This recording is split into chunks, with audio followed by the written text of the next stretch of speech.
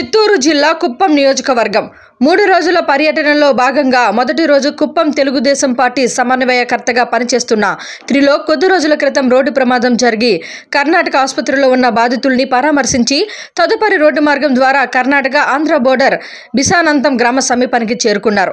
Party నాయకులు కార్యకర్తలు ఘనంగా స్వాగతం పలికారు. గజమాలలతో సత్కరించారు. చంద్రబాబు నాయుడు ప్రసంగిస్తూ కుప్పం నియోజకవర్గం చేయాలని ఆంధ్ర నివా కాల్వ ద్వారా నీరు ఇప్పించాలని ప్రయత్నించి 70% పనులు ముగించి మిగిలిన 30% పనిచేసి నీళ్లు ఇవ్వలేదని దుయ్యబట్టారు. మరలా 2024లో మనమే గెలుస్తామని ధీమా వ్యక్తం చేస్తూ వచ్చిన వెంటనే మీకు ఆంధ్రాని నీటి ఇస్తామని చెప్పారు. ప్రజలకు ఆదాయం వచ్చే దిశగా అభివృద్ధి చేస్తానని చెప్పారు.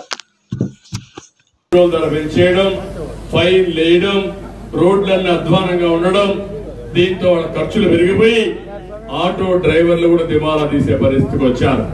నేను అందుకే ఒకటే చెప్తున్నాను, సుపరిపాలన తీసుకొస్తాను, మీ ఖర్చులు తగ్గిస్తాను, మీ ఆదాయం పెంచి మీ రుణం తీర్చుకునే బాధ్యత నాదని మీ అందరికీ హామీ ఇస్తున్నాను.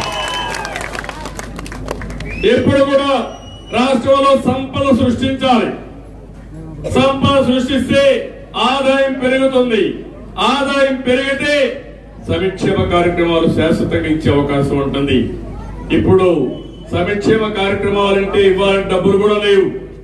ఇప్పుడే మీరు చూశారు, అంగన్వాడీ టీచర్లంతా రోడ్డు మీద ఉన్నారు, చెత్తెత్తే పారిశుద్ధ కార్మికులు రోడ్డు మీద ఉన్నారు, వాలంటీర్లు రోడ్డు మీద ఉన్నారు.